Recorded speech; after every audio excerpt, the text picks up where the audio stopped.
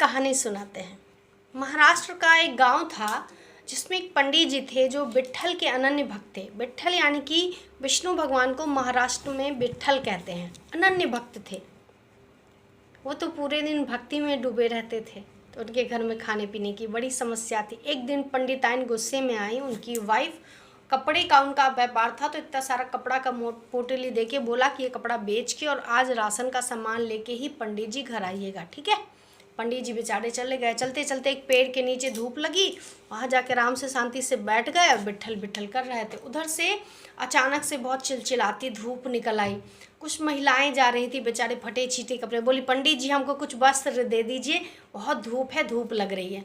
ऐसे कुछ बच्चे जा रहे थे, बारिश होने लगी तो बच्चे उनको कुछ कपड़े दे दिए। कुछ वृद्ध जा रहे थे, अचानक से पाला पड़ने लगा, उनको कुछ कपड़े दिए। ऐसे कर करके पंडित जी के सारे कपड़े ख़त्म हो गए।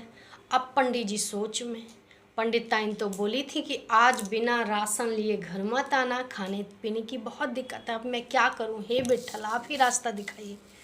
लेकिन वो जो विट्ठल विट्ठल कर रहे थे तो ईश्वर उनके साथ थे।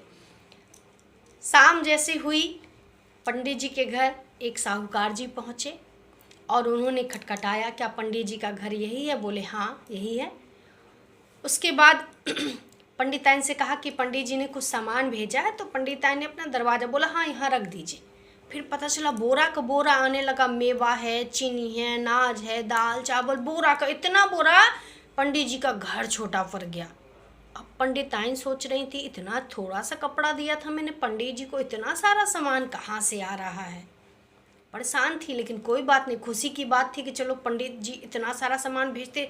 भर गया, मेवा एवा सब कुछ, फल फ्रूट सब भर गया, पूरा घर, जगह कम पड़ गया।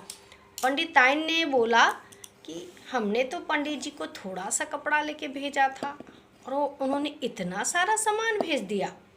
तो साहूकार ने पता है क्या कहा?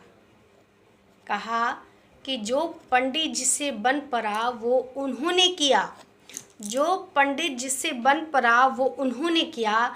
अब मेरी बारी है, जो मुझसे बन पड़ रहा है वो मैं कर रहा हूँ। और वो कौन थे? वो थे परम पिता परमेश्वर विट्ठल। आप बस अपना कर्म करिए, सफलता या असफलता देने के लिए तो ऊपर बैठे हैं ना ईश्वर, वो देंगे। बस अपना कर्म करिए, सच्ची निष्ठा और सच्चे लगन से कर्म करिए। विट्ठल विट्ठल विट्ठल, हर हर महादेव।